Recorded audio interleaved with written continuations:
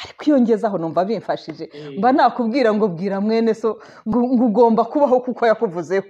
Haleluya. Ugomba kubaho kuko yakuvuzeho. Ko nasomye ijambo rikambwira ngo umwana w'umukiranutsi ntakorwa n'isoni. Wowe uri iki? Icyo kintu cyanshenguye umutima. Ndamubaza ndi umukiranutsi. Ngo none ko zigiye kunkora, ndamuhindukirana ndamubwira nti igira hino. Joseline ati uranzi? Uzi Imana indimo cyangwa urabizi? Ntabyo uzi? Ndamubwira nti witonde. Ntuzongere kunsuzugurira Imana. Ngo uyishyunyure uyimenere kurwara. Ntabwo imeneka. Ntimuhagarikwe imitima n'abakora ibyaha. Abantu bakora ibyaha hanze ni benshi. Abapagane ni benshi ariko ni abantu b'Imana. Abo bibahagarika imitima kuko umunsi umwe uri izina Uwiteka mutunguza umucyo we kuko tubana n'abantu. Wowe wiringira Uwiteka ukora ibyiza. Haleluya. Ngo wiringire Uwiteka ukora ibyiza. Niba warakijijwe, niba ushaka Imana yaje yambaye akajipo kagera aha afite ibintu bya zona ku maguru, kumbi izo nicyo gihe ngo zari za sida. Wumva ukuntu Imana yagiye indinda ndi umupagane. Nuko ibibero yari zona gusa. Kubera nari nturanye n'abasaza data bukwe n'amabukwe bahari, abantu bose basuragaho bari bazi ko ari bene wacu.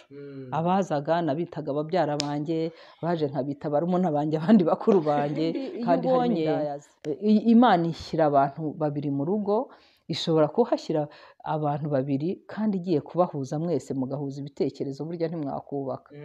Umwe muha imbaraga zikora ibi undi akamuha ibikora ibi. Ubwo rero jyewe mpaye ubushobozi bwo gukanurira urugo cyane. Kandi naratekereje nsanga burya umugore agira amatwi menshi, akagira amaso menshi, areba akareba ibiri hariya, akareba. Muzagenzure umugore niwe umenya utuntu n'utundi, umugabo nawe agira umutwe munini.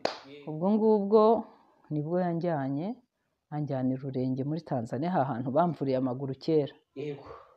Agezeyo nawe bamwangira kukibaga, baramuhakanira bati ibyo ni ukwihutisha umwana. Asohoka ababaye arira, ariko ndamukomeza. Ntibakubwiye ko ari kanseri?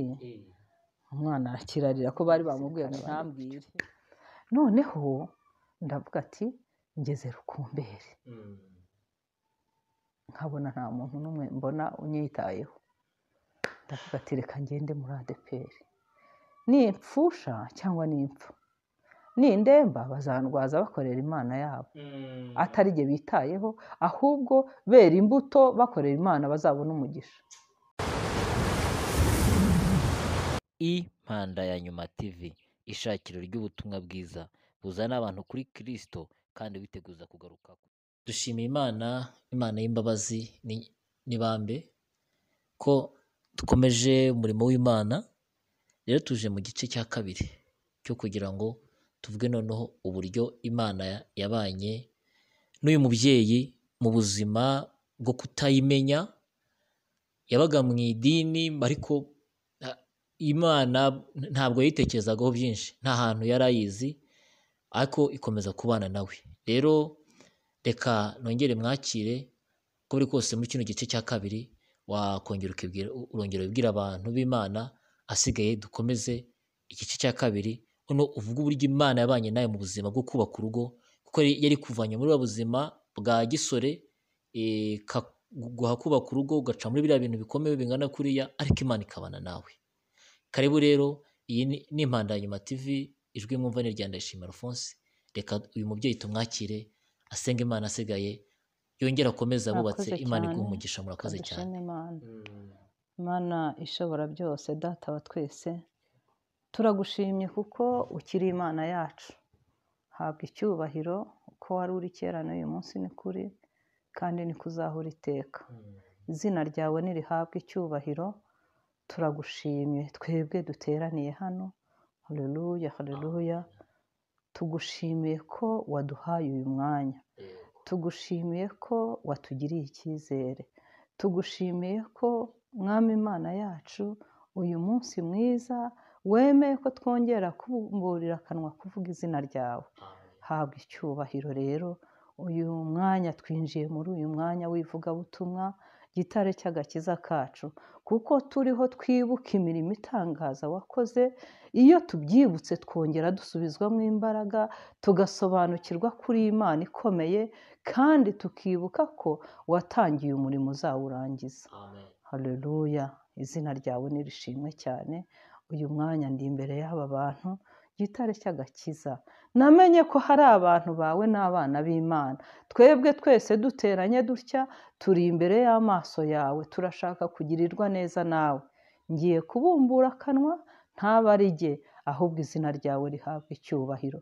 Nkeneye ko Mwami, ababyeyi benshi bumva aya makuru, bakumvira ijambo, bakumva iyi nzira nanyuze. Mwami, abananiwe bambikwa imbaraga nawe, kandi abacogoye mu rugendo ubasubizemo imbaraga kugira ngo bakomeze urugendo batazagwa mu nzira.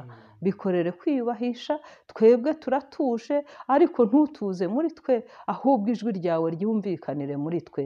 Bikorere kwiyubahisha rero, abantu bari hano bose ndabasengeye, ubashoboze Mwami kumva no kumvira, uzibura amatwi bumva icyo umwuka abwira itorero, kandi nanjye ukorane nanjye, ubikore wiyubahishije mu izina rya Yesu.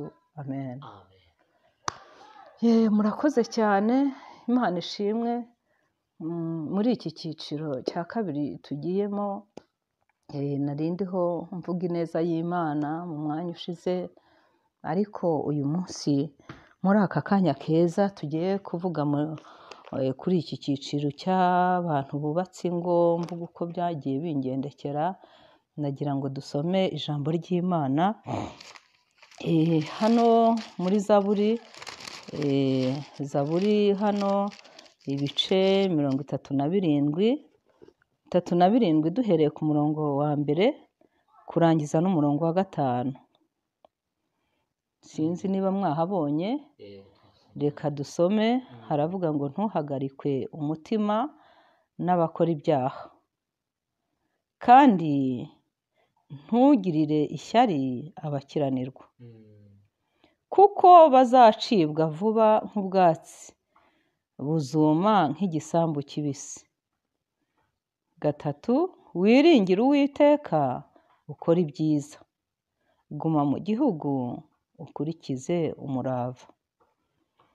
4, kandi wishimire Uwiteka, nawe azaguha ibyo umutima wawe usaba. 5, ikoreze Uwiteka urugendo rwawe rwose. Urugendo rwawe rwose, abe ari we wiringira, nawe azabisohoza. Haleluya. Yesu nashimwe cyane. Uyu ni Dawidi. Amakuru ya Dawidi nayo mugenda muyamenya cyane, kuko Dawidi ni umwana Imana yemeye. Imana imwemera ari muto cyane, yari bucura. Iyo ntekereje bucura, nkibuka ko iwacu, nanjye ndi bucura iwacu mu bana 9. Mpa agaciro Dawidi yuko yari umwana mutoya w'umuhererezi iwabo, kandi nanjye ndi umuhererezi iwacu. Ndi umuhererezi iwacu. Iwacu bari abantu bakuru barebare banini beza. Iyo inkuru za Dawidi ziramfasha cyane. Ubwo rero navuyemo iwacu ndakizwa, abantu bameze gutyo, uretse ko nyuma bakuru banjye bakijijwe, benshi bahise bapfa, nsigaranye mukuru wanjye umwe atuye hariya za Kayonza aho bita Nyagahandagaza za Gahini hariya. Niwe waje gukizwa abirimo, nyuma n'abasengeneza banjye mbere nyirasenge bagenda bakizwa. Ariko ubundi muri kavukire iwacu navukanye n'abana benshi, barangije bamwe urumva barapfuye abo nkurikira, abandi nyuma baje gupfa bakuze. Ariko mbere y'uko gupfa n'iki, bagiye baba ahantu bikomeye nyine, nuko bamwe barabandwa abandi bikora uko. ariko jyewe nk'umuhererezi wacu ntabwo nabanzwe, sinakorewe n'indi mihango, kuko Imana yari mfiteho umugambi. Ubwo rero Dawidi rero iyo nkurikiranye amateka ye, yuko yari bucura iwabo, Imana ikamuvugaho kuriya, igatuma umugabo witwa Samweli. Haleluya. igatuma Samweli ngo suka inkondo y'amavuta ugende uzamuka ugende ugereyo hariya kwa Yesayi ngo ugende ujye kwimika. Noneho Imana ikivuga kwimika rero birashoboka ko umuntu wese yatekerezaga kumva umuntu ugiye kwimikwa ni umuntu munini muremure w'igihagararo ukwiye kuba umwami ugaragara, ariko Imana ntireba nk'abantu. Imana ntireba nk'abantu, ntikangwa ibinuka, ntikangwa ibimeze gute. Upfa kuba waramenye Yesu. Haleluya. Iyo wamenye Yesu nushaka ube waribere hari iwanyu hahandi amavunja ari amavunja, uba mu ivu wotsa ibijumba ubivumbagura, upfa kumenya Yesu ukumva ijwi ry'Imana, ukuzura umwuka wera, ubundi bikemera. Dawidi rero nawe nuko byari bimumereye, ari akana bishyiriye mu ntama. Iyo bamushyira byibura mu nka yari kunywa n'agashyushyu ariko nta shyushyu yanyoye, yayinywaga ari mu ntama se. Yari mu ntama, yari umwana wibereye mu ntama hirya iriya. Bakuru be bari mu rugo bameze neza, nuko ku buryo na se Yesayi umuntu nyine witwa Samweli ahageze nawe se yarebye nk'umuntu, atekereza nk'umuntu, ahamagara nyine abahungu be bagaragara bafatika, abona nyine ko bakwiye kuba umwami ariko Imana ndayikunda cyane. Imana ipfa kuba hari iryo yakuvuzeho ukigaragura mu ivata, irindi jambo ikarikomeza. Ariko iyo ngezeho numva bimfashije, mba nakubwira ngo bwira mwene so ngo ugomba kubaho kuko yakuvuzeho. Haleluya. Ugomba kubaho kuko yakuvuzeho. Irindi jambo ikarikomeza cyane, ikarinda uwo yarivuzeho kugira ngo irishyigikire iryo jambo, azabe icyo agomba kuba cyo mu gihe cye. Imana ishimwe cyane. Nuko rero icyo gihe ndabyibuka nyine Samweli iyo tubisomye akibwirwa ngo tora inkondo y'amavuta, nawe yabaye umuntu rwose, yabaye umuntu aratinya, aravuga ati noneho uyu mwuka w'Imana ibi bintu koko ndajya mu maso ya Sawuli ndabigenza nte, ndabikora nte koko, ngende. Ariko Imana ni Imana, ireba mu mitima yacu, ireba ubwoba tugira, ibireba bityo, iramubwira ngo genda urebe inyana nziza hariya. Haleluya. Kuko izi ubwoba bwacu, ariko iyo duhagurutse ihagurukana natwe. Iramubwira ngo genda ushorere inyana y'inyamibwa uyishyire imbere yawe, umuntu umuhura akakubaza umubwire ko ugiye gutambirira Uwiteka igitambo. Umuntu ashira ubwoba rero.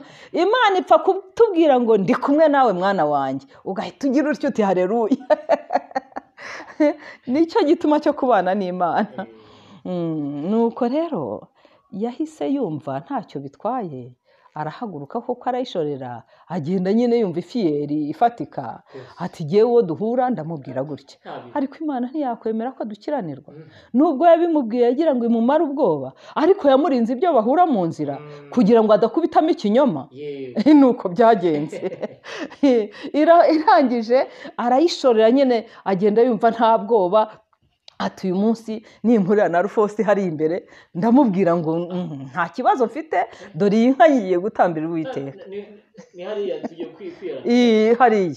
Ariko Imana nayo ikura inzitizi mu nzira. Haleluya. Kugira ngo utagwa mu mutego wo kubeshya, ijya igukura inzitizi mu nzira, ikazikura mu nzira. Aragenda agezeyo rero nibwo kubwira Yesayi ati ku kinzanye cyo ni iki, kuko yari ageze yajya. Aha, Yesayi areba nk'umuntu. Reba nk'umuntu, arahamagara abahungu be nuko, ariko umwuka w'Imana akamubwira uti kirazira, sigaho, ntabwo araza, kuko Uwiteka yavuzeho yari ataraza. Amina. Niko uyu munsi wa none niba uri mu mugambi w'Imana witinye. Arangije aramubaza ati ariko nta wundi muhungu usigaranye? Ko mbona bose byanze, nta wundi? Yesayi ati reka da, ati keretse agahungu kamwe. Ni akantu kadafatika mbega, kamwe kari hariya mu ntama. Undi ati ntibishoboka atageza aha. Niba baragiye bakajya guhanagura amahurunguru y'intama, niba barahanaguye ibiki, niba akabutura ke barakagenje, ntawe ubizi. ibyo byo ntibivugwa, ahubwo nyine karaje kagitunguka hariya kuko kari mu mugambi w'Imana. Haleluya, umwuka w'Imana ati ye, amina. Nuko umukozi w'Imana amusukaho amavuta, amusutseho amavuta n'umwana ntiyarabyitayeho, ntiyarazi ibyo ariho akorerwa. Tujya tuba mu mugambi w'Imana, Imana ikatuvugaho, Imana ikadusukaho amavuta, tukuzura umwuka wera, tukabigira ibikino, tukitambukira. Ariko amavuta afite agaciro. Haleluya, amavuta y'umwuka wera afite agaciro. Dawidi yarigendeye, umwana yisubirira mu ntama ajye kwikinira nazo, ariko agezeyo hatera idubu. Haleluya, hagitera idubu rero ikintu cyabayeho, yarazishwanyaguje.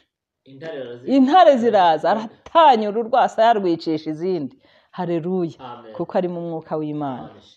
Ubwo rero Dawidi si ibyo, yarakomerejeho aza kugera no mu gihe gikomeye, aho yageze hariya agasanga Abafilisitiya batakebwe, agasanga Goliyati yigize ishyano ryose. Hariya hantu murahakururaho, sinshaka kugerayo. Mwibuke ukuntu yanze agasuzuguro. Nawe uzanga agasuzuguro k'umuntu ugusuzugurira Imana. Igihe kimwe nyambyibuka umwana wanjye bigenza ukuntu yatsinzwe toronkome, araha mu rugo hicaye, arangije arambaza ngo ariko mama, abandi bantu bagiye kwiga, abona abajya pirive bagiye, abona watatsinze yicaye aha, aravuga ati ariko mama, ubundi nkwibariza ijambo, ubundi ko nasomye ijambo rikambwira ngo umwana w'umukiranutsi ntakorwa n'isoni, wowe uri iki? Icyo kintu cyanshenguye umutima. Ndamubaza nti ndi umukiranutsi, ngo none ko zigiye kunkora? Ndamuhindukirana ndamubwira nti igira hino. Joseline ati uranzi? Uzi Imana indimo cyangwa urabizi? Ntabyo uzi? Ndamubwira nti witonde, ntuzongere kunsuzugurira Imana, ngo uyishyunyure uyimenere kurwara. Ntabwo imeneka. Abandi bari bajya kwiga ngo ubone utagiye. Yabonaga igihe, mbese igihe cyari mu cyumweru cya nyuma, abandi bari kugenda, abona nyine birarangiye. Ariko aho tubona birangiriye niho biba bitangiriye. Haleluya. Ubwo rero icyize igitumye ntandukira kuvuga icyo, ni uko mu kanya gato nk'ako guhumbya nahise njya gusenga hepfo aha mu butayu. Hari ahantu hari ikirenge kimwe kiva iwanjye kikinjira mu butayu, mu kizu cy'ikivumo cy'ubuvumo cyari gihari. Uyu murenge wari utarahajya. Ngezemo ngize ngo ndapfukama mbwira Imana, nturabibonye ko n'umwana noneho ashyizeho n'agasuzuguro? Nturabyumvise ibyo? Nkitangira kuvuga ntyo, ngiye kubona mbone filime y'abana ku musozi b'urubyiruko, b'abakobwa n'abahungu bambaye ubusa bikinisha, abandi basambana, abandi bari abasinzi, abandi banywa ibitabi. Ijwi ry'Uwiteka rirambwira ngo si icyo, ngo narakubwiye ngo naragukijije usengera abandi, sinigeze nkubwira kuza kwisengera, ngo sengera abo. Ndatangira mpeka, ibyari binjyanye birareka. Ariko uko nagasengera urwo rubyiruko ndirira Imana mbona biriho, niho natabariwe. Nageze mu rugo nsanga umwana w'umuhungu uri hariya Kabeza witwa Bosco arampamagara, yari musengeneza wanjye, arampamagara ati wamfashije ukohereza rwose Joseline akaza akigana na Dusabe mubyara we, akamufasha nubwo yatsinzwe ariko ko agira ubwenge, ko igihe batashye yajya amusobanurira. Ngize ngo ndavuga hari ukuntu twihagararaho, ndavuga nti ndaje mbirebe, kandi numvaga mbishubirijwemo, ariko ndavuga nti turaje tubirebe. Arangije arampamagara arambwira ngo n'amakayi narayaguze n'ibintu byose narabiguze, n'itiki ari itiki. Inaha imodoka zaragendaga, atega umuntu Kicukiro, yohereza umuntu Kicukiro uzana itiki. Bajyaga Nyabugogo bagenda, we ari Kabeza, barishyura itiki, umwana aramanuka ajya ku ishuri. Naho yarangirije Imana ibirangiza ntishyura n'igiceri. Ahita abona Imana rero dusenga, ariko atayimeneye kurwara, nicyo nanga. Ubwo rero Dawidi nawe, haleluya, aho hantu niho yagize umubabaro ukomeye, yuko asanze ikintu kigize ikigenge aho hantu kiriho gitukana. Iyo wenda gituka umwami byari kwemera, iyo gituka abandi bijya, ariko nuko yageze aho atuka Imana akamwumva, aravuga ati uyu Mufilisitiya utakeye gutuka Imana yanjye ninde, nubahaje ate? Niho yafashe umwanzuro wo kubabwira ati ariko buriya nakirangiza. hageze mu ko yakirangije murakuzi uko yakereye igihanga murakibizi uko byagenze. Ibyo byose abitekereje atekereza uko nyuma yaho Sawuli yamuhize, atekereza uko Sawuli yapfaga urwo apfuye kuriya undi agacuranga imyuka mibi igahunga. Dawidi arabikurura agera ku gihe yicara ku ntebe y'ubwami. Haleluya. Aha rero niho iri jambo ryanditse ritya, niryo nkuriyeho kuvuga ibyo byose. Aha hantu niho yavuze ati ntimuhagarikwe imitima n'abakora ibyaha, ntimuhagarikwe imitima n'abakora ibyaha. Reka mbabwire bene data, ntimuhagarikwe imitima n'abakora ibyaha. Abantu bakora ibyaha hanze ni benshi, abapagane ni benshi, ariko ni abantu b'Imana. Abo bibahagarika imitima kuko umunsi umwe uri izina Uwiteka mutunguza umucyo we, kuko tubana n'abantu benshi. Tubana n'abantu benshi barabajura, tubana n'abantu benshi bicanaga, tubana n'abantu b'abakozi b'Imana kubwira ati nikoreraga igihene mvuye kukiba, ariko uyu munsi akaba ari umukozi w'Imana uvugira Imana, abantu bagakizwa imitima ikaruhuka. Aha rero aravuga ati ntuhagarikwe umutima n'abakora ibyaha uyu munsi. Abantu bakora ibyaha biguhagarika umutima kuko nyirabo arahari. Imana ishimwe cyane. Wihagarika umutima nabo, Imana irabashinzwe, Imana irabasobanukiwe. Ariko hari ikintu gikomeye yavuze ngo kandi ntugire ishyari abakiranirwa. Abantu bakiranirwa rero yavuzeho bakiranirwa ni abantu baba mu rusengero, bakiranirwa mu byo bamenye. Bakiranirwa mu byo bamenye. Umupagane hanze, mba ntekereza igihe nabibayemo ndi umupagane, ndi umuporo hariya, umuporo ucuruza inzoga, maze kubaka urugo, umuporo umera utyo, bigenda bityo, ngacuruza inzoga, nkakora ibintu byose bishoboka, nkagaruka mu kiliziya, nuko nkabyara, abana bagakomezwa ibintu nk'ibyo.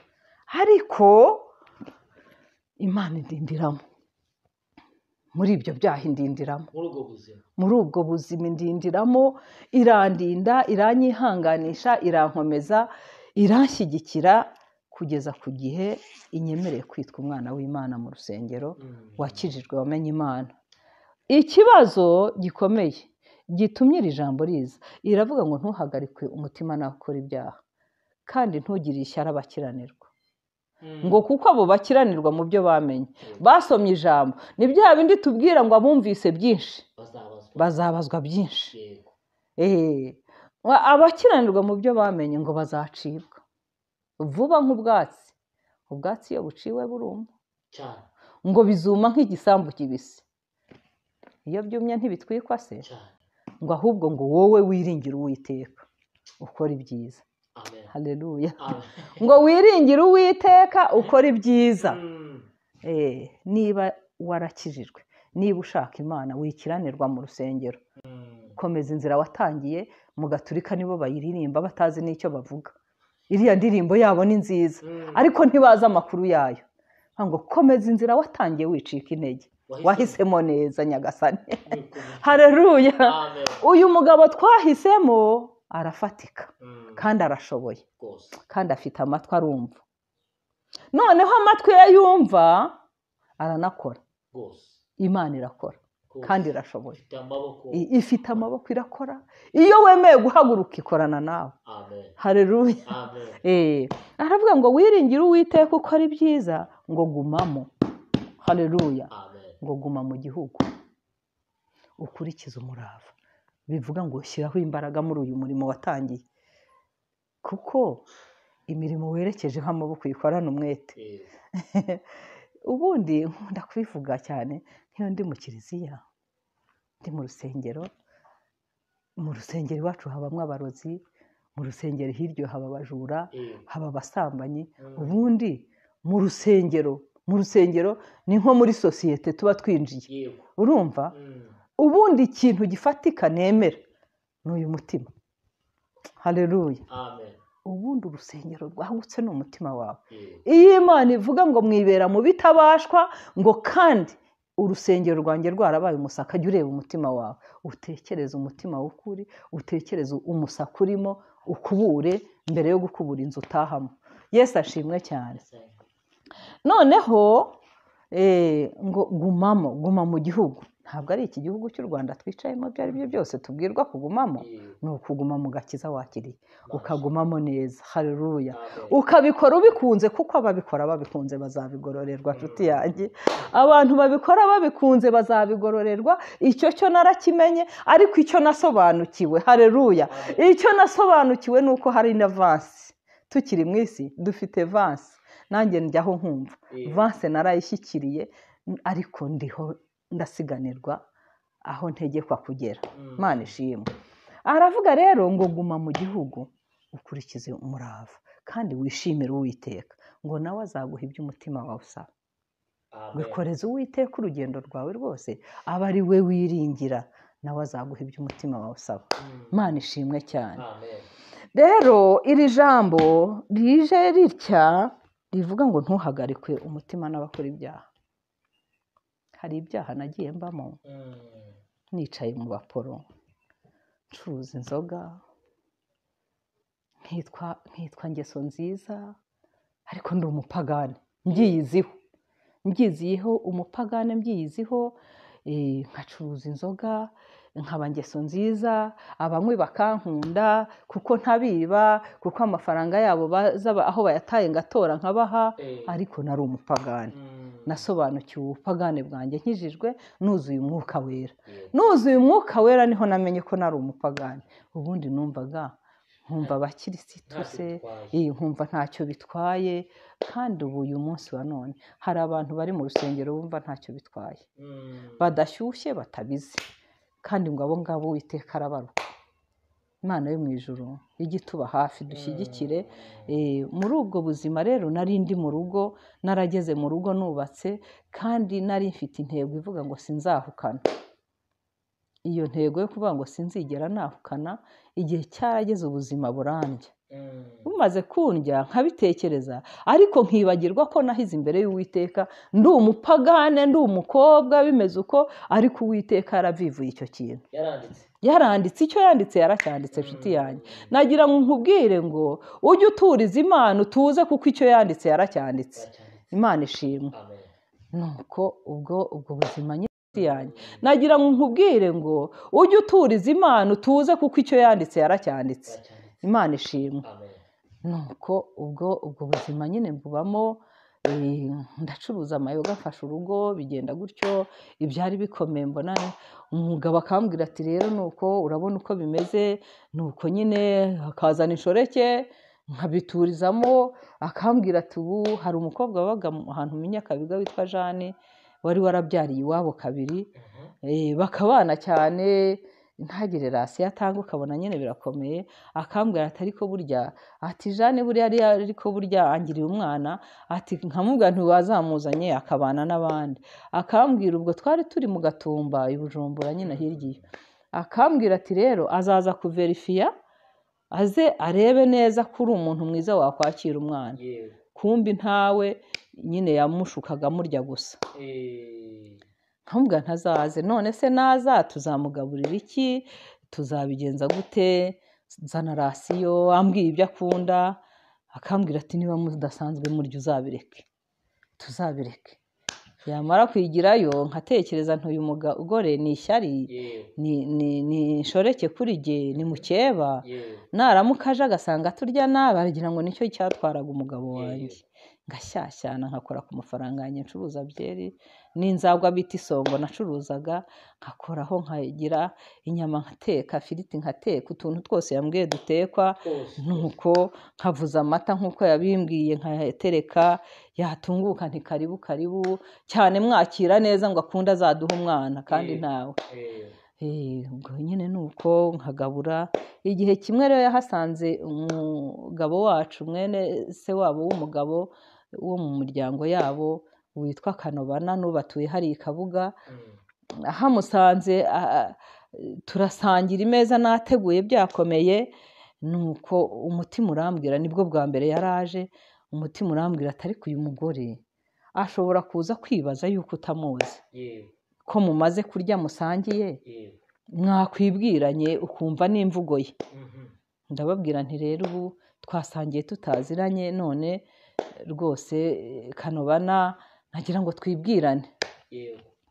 uwo mugabo wacu araseka cyane aravuga ati ariko se Esperansiya we nti ubu koko uyu mukobwa twasangiye utamuzi wamuhaye igitenge akenyera gutya wamugaburiye uko ubwo yaje yambaye akajipo kagera aha afite ibintu bya zona ku maguru kumbi zo nicyo gihe ngo zari za sida wumva ukuntu Imana yagiye indinda ndi umupagane n'ukuri nuko ibibero byari zona gusa kubera nari nturanye n'abasaza data bukwe n'amabukwe bahari abantu bose basuragaho bari bazi ko ari bene wacu abazaga nabitaga ababyara banjye baje nkabita barumuna banjye abandi bakuru banjye kandi harimo indayazi kuko nanga ko data bukwe n'amabukwe n'abaramukazi banjye bagira ibintu bamenya numvaga iby'urugo ari iby'urugo numvaga ntashaka kubishyira ku gasozi kuko yabaga yanabimbwiye akambwira ataraza nuko nkamuha igitenge ntikenyera rero kubera yuko aha tuba mu basaza wikwambara ubusa akagikenyera nuko Kanoba navuga ati wamuhaye iki gitenge ko mbizi ko ari icyawe ubuse wasanga ari indaya ya Regisi ngaseka nkavuga nti nubwo yaba indaya ye nta kibazo ariko tukaba twasangiye umuntu waje mu rugo agomba kurya aturantangaje rwose nuko ubwo rero tumaze kurya icyo gihe ndababwira nyine gutyo ngo twibwirane niheraho ndababwira ati jyewe ndi madamu w'uru rugo icyo gihe nari mfite utwana tubiri habwa nta bana n'abanjye uyu n'umugabo wanjye Kanoba ati nanjye ndi murumuna w'uyu uyu ni umugore wacu aba n'abana banjye umukobwa arirya cyane atereka amaso arizunguza aravuga ngo nanjye nitwa Jeanne ndi inshuti ya Regisi ndavuga ngo Imana ishimwe inshuti ya Regisi ni inshuti y'umuryango karibu tubahaye ikaze nuko tumaze kurya nyine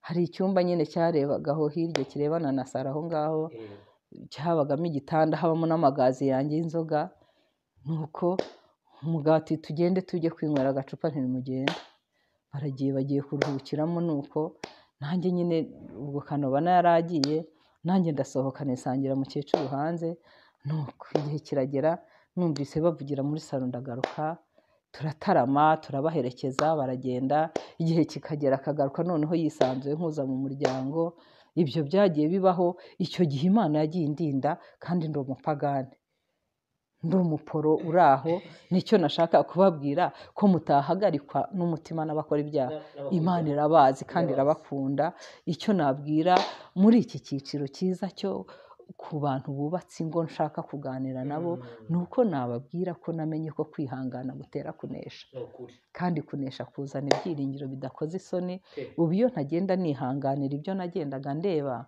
uyu munsi wa none ntabwo mba nitwa nyirabukwe w'abakwe nyirabukwe wo mu kazana ngayo nguko Imana igenda irinda gusa rero muri ubwo buzima Imana yagiye indindiramo muri ibyo nagiye ncamo bikomeye nshakisha ibishoboka nshakisha rasiyo y'abana mu tuntu n'utundi gutyo ibyo byagiye bibaho igihe cyaje kugera nyine ngira ubushobozi n'ubutware bwo kuba nagura ibati ndubaka kandi nyine bimeze uko hantu muri ka kazu nigeze kuvuga mu cyiciro cya mbere igihe cyarageze nyine ncukura toilette nubaka igikoni nzengurutsaho urugo rwo bita amashanga ndushyiraho na kugi mbese ntangira kwirema kuko nagambiriye kubaka ubundi iyo ubonye Imana ishyira abantu babiri mu rugo ishobora kuhashyira abantu babiri kandi igiye kubahuza mwese mugahuza ibitekerezo burya ntimwakubaka umwe muha imbaraga zikora ibi undi akamuha ibikora ibi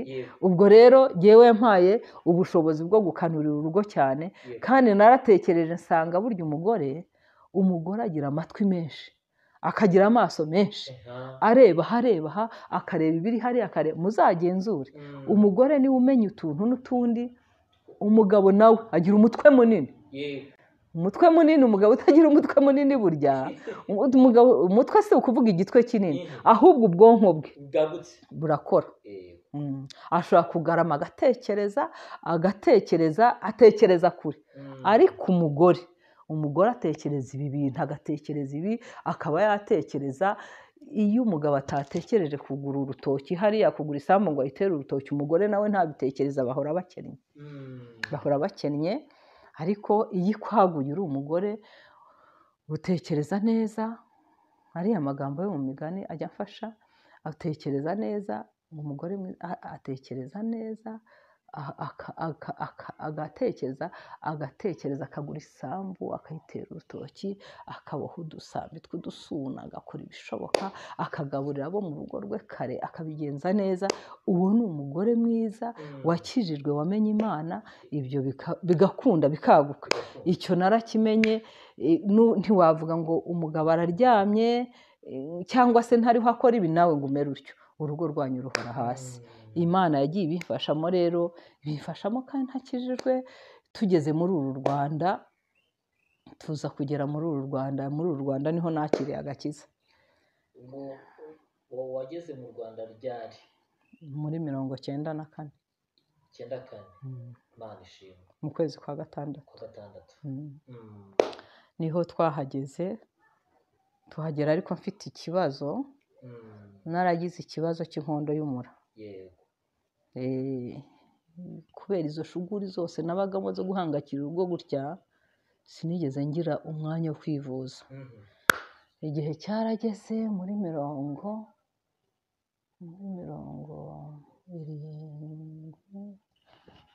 mirongo cyenda iba ari na rimwe gutyo, nagize ikibazo gikomeye, ndarwara cyane. Iyo nkondo y'umura ndi hanze byarakomeye, naho kumbi yajemo ikibyimba gikomeye. Nagiraga urubyimba runini mu nda rungana n'iki kintu, rwabaga ruteretse hano gutya, umuntu wese akaruhondaho. Ngize ngo ngiye kwa muganga no muri wa Karede gutyo, Bujumbura, nabanje kwa ba Nyirinkwaya, njya hehe za Filipe gutyo, no kuri Prince Rija, ariko nza kujya kuri wa Karede barahakana ngo ntibakibaga, ngo kuko ngo kiba cyarafashe ubundi buzima, ahubwo bakampa imiti yo koroshya. Papa yari akiriho, ubwo ngubwo nibwo anjyana Rurenge muri Tanzania, ahantu bamvuriye amaguru kera. Agezeyo nawe bamwangira kukibaga, baramuhakanira, bati ibyo ni ukwihutisha urupfu. Ahubwo bahita bamuha imiti, agura imiti, akaguma kumva. Ubwo rero naje muri uru Rwanda bikomeye kandi byararenzeho, mpita nsama inda kandi ngifite.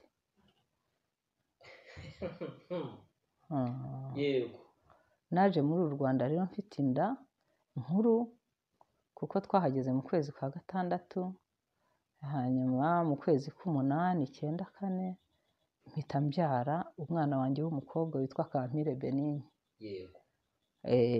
Icyo gihe muri ubwo buzima abantu bageze n'aho bagenda bafiya utuntu ku musozi, bagenda basarura bagira gutya. Icyo gihe sinari nshoboye, nabaga nicaye ndambije. Umutware wanjye nawe kubera ako kazi ke yirukagamo utuntu nk'utwo, nawe ntiyarazi kugira ibyo asagata, ahubwo yazaga atwaye inkoni ku rutugu, kajyana n'abandi bakazenguruka, ibyo baterura bikorera, ibintu bikorera, akaza inkoni ayitwaye gutya, akayishyira hano ku rutugu, akayifata gutya. Ese ko ntacyo uzanye? Ati reka, nagiye nshaka moto n'igare, none ntabyo nabonye. Akicaraho. Ariko icyo gihe nabaga mfite amafaranga, icyo gihe twahungutse mfite amafaranga y'izo nzoga zanjye, nk'umuntu wacuruzaga, nubwo nari ndwaye ariko nari mfite amafaranga. Hanyuma igihe kiragera, ibyo bazana nkabigura. Uje yikoreye imeza nkayigura, ufite intebe nkayigura, ufite ikindi kintu nkagura, amasaka nkagura, ibishyimbo nkagura. Bivuga ngo nubwo basaruraga nta wandushije kugira ubuzima bw'ibyo bintu, nubwo umutware wanjye nyuma yagiraga atya akabigurisha, nagira aho ngana umufuka akawuterura akagurisha, akajya kunywa nk'umuntu utafiye. Ariko muri ibyo bihe nawe bahise babataha ibizamini by'abamoniteragira inaha, ahita abona akazi k'ubumoniteragiri muri agoronome.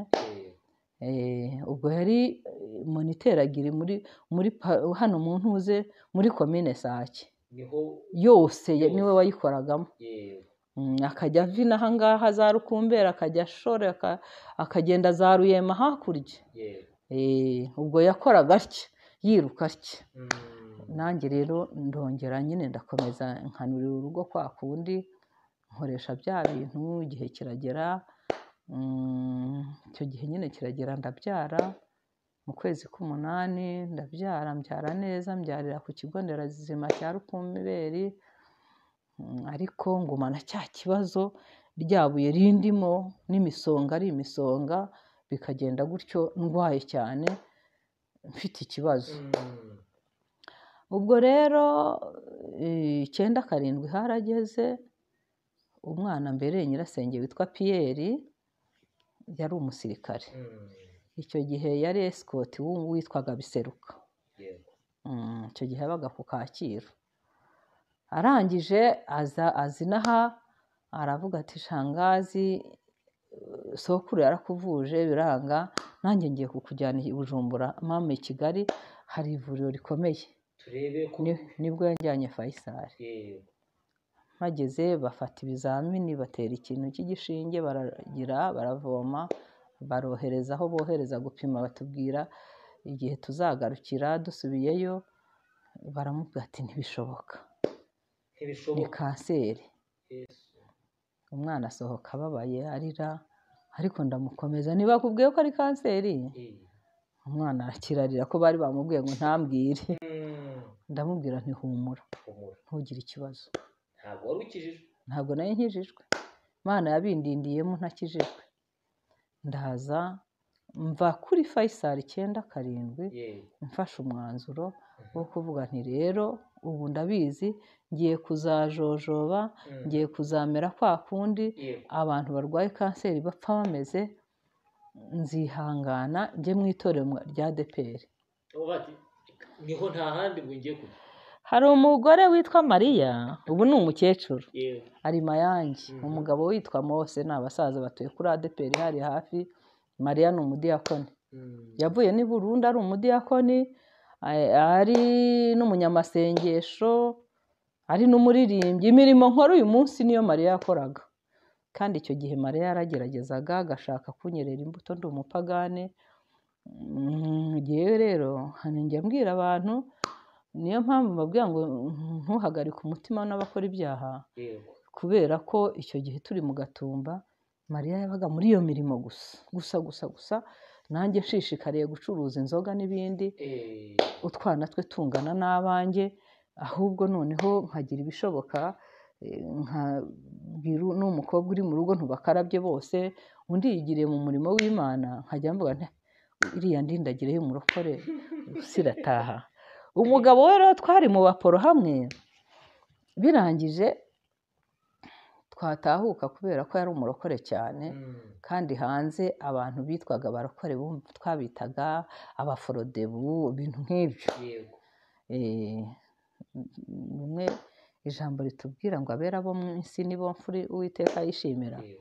Twebwe twumvaga turi abantu b'imfura, naho abandi bari muri ibyo ukumva ni abantu nyine b'abaforodebu barimo n'udutambaro bateze iki n'iki, kandi imisatsi tuzi kuyidefiriza. Nuko icyo gihe rero nyine Mariya akagenda muri abo, ahubwo tukamugambanira kuko nacuruzaga inzoga. Umugabo we yabaga mu bantu banywera, umukiriya nawe akaba ari mu bandi, bakagambana bati rero Mose, Mariya naramuka ageze mu rugo umubwire ahitemo Yesu cyangwa Mose. Umukubite ahitemo Yesu cyangwa Mose. Kandi yiriwe ku murimo w'Imana, yagiye muri repetisiyo, yari ari mu masengesho, abitega amatwi. Nanjye nkaba nti ni indindagire, ariko nubwo ari indindagire yari ari mu gusenga.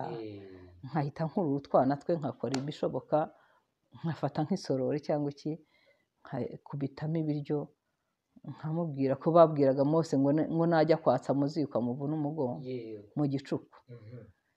Nuko tukagira uko tubigenza nyine. Yaza ati wiriwe Esperance, wiriwe.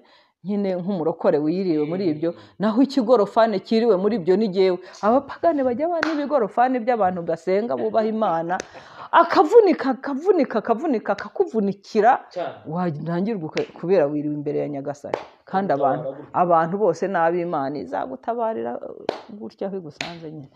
Nuko nyine ibigenza ikoresha bishaka. Nuko ubwo se sinakubwiye ukuntu Imana yankoreye igitangaza kuriya nkurira indege. Se ibintu byose ntibikora ityo. Nuko nyine ubwo Mariya akaza nkamubwira nti rero birakomeye, genda ubigenza utya, watse mu ziko koko wenda uterekeho amazi uze kubaha boga, ariko jyana ibi biryo ubishyire mu isorori yawe, nibaza uhita ubagaburira. Ibwo inkoni zikaba zirasibye. Kandi byanze bikunze ibyo nabikoraga ndi umupagane, nkagira atya nkagura igitenge gihita, nakubita ijisho umuntu wiyambariye ubusa nkamubwira nti akira aka gatenge, nkamuha nayo kukidodesha. Imana igaca izo nzira. Ibyo sinabikoraga ndi umupagani. Imana igenda irinda abantu bayo, ikabarinda kandi badakijijwe, batubaha Imana, ariko bagakora umurimo w'Imana kandi batakijijwe, nta naho bizandikwa. Ariko icyiza ni ukwitwa umwana w'Imana. Nabwiraga rero cyane nk'abantu bubatse ingo, hari ibintu umuntu yisenyeraho urugo. Ibyo nagiye mbimenya, nagiye mbibona cyane nkabigenzura.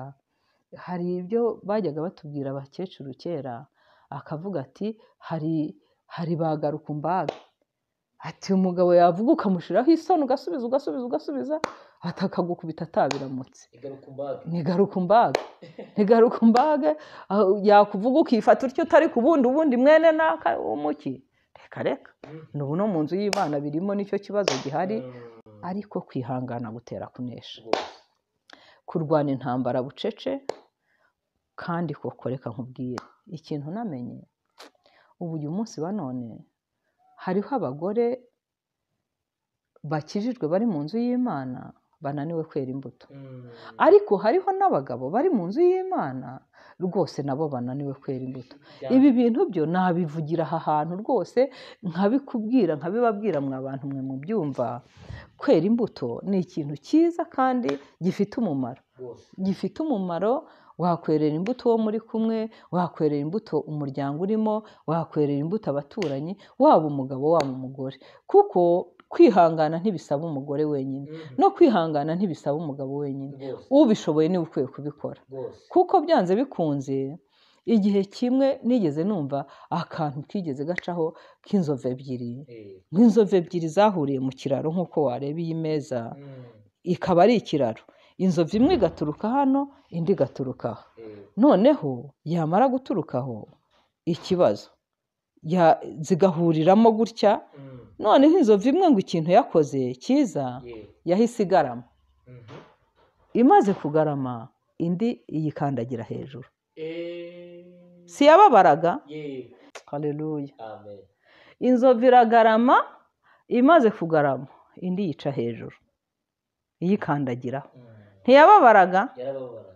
Iyikandagiraho, ariko ikintu yari ikora, yari ishinzwe umutekano, yari ikoze ikintu cyiza. Kuko iyo bibyiganira mu kiraro zari kugwamo zose, ariko irihanganira garama, indi yikandagira hejuru.